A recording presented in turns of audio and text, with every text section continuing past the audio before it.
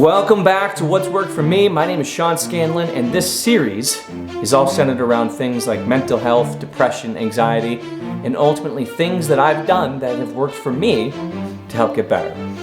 In the first episode, I talked about ownership and how, to me, that was the most important lesson I had to truly learn and come to terms with in order for me to actually get better. This topic I want to talk about today is, if it's not as important as that first lesson, it's 1B to the 1A. In this lesson specifically I want to talk about, it's centered all around action. It is a simple word, but I think has a very profound meaning when it comes to, again, mental health and getting better. I think a large majority of people, and I'll use me at the front of that line, when you're struggling with depression, when you're struggling with your anxiety, it's like you're being held down by weights. Right, where you don't want to actually do anything. Again, getting out of bed is a struggle in itself.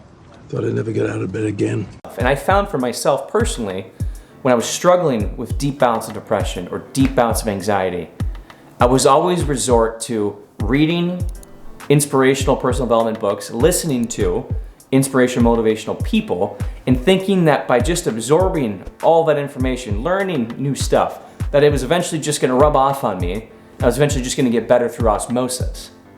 Shocker, it didn't. And because I was missing the most important component to that, which is taking action on what you're learning. And I think it sounds simple, but I think a lot of people miss that step. They think that because it feels good to listen to someone who's motivational. Take David Goggins. Listening to a podcast with him or just watching him, there's a motivation that you feel, and it feels good to be in that state. But what we forget is that taking action on the stuff that they talk about is the most important step, but it's the hardest step.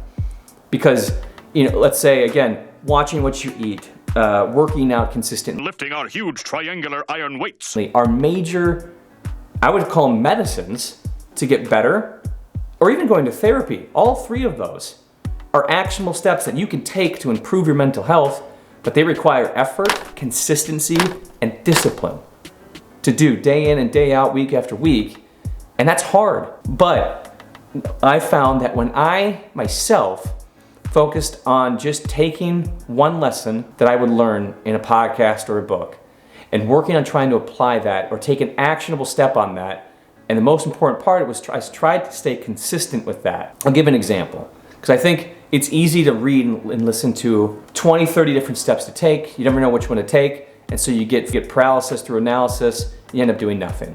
For me, one thing that I did was in 2020, I was coming off a low point and I decided I was going to choose one thing that was going to have a profound effect on my life. If I could stick to this one thing, I was hoping that it was going to bleed in to aspects of my life and move my life forward in a positive direction.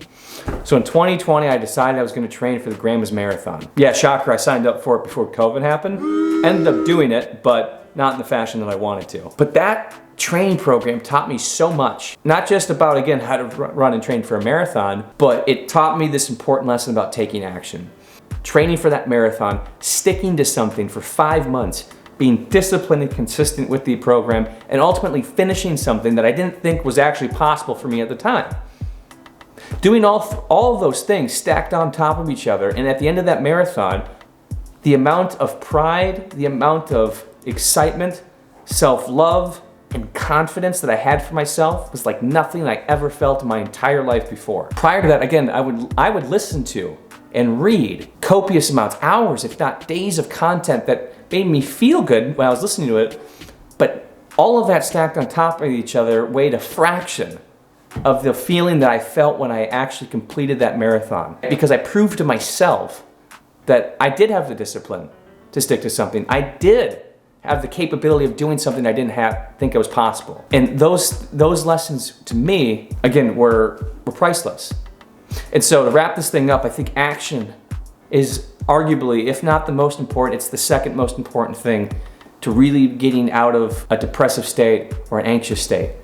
We not only own our fate, we not only own our mental health, but it's through taking those actionable steps day in and day out is when you can go from, again, a depressed state to a happy, fulfilled, confident state. At least it was for me. So that wraps up for episode 2. We'll see you in the next one.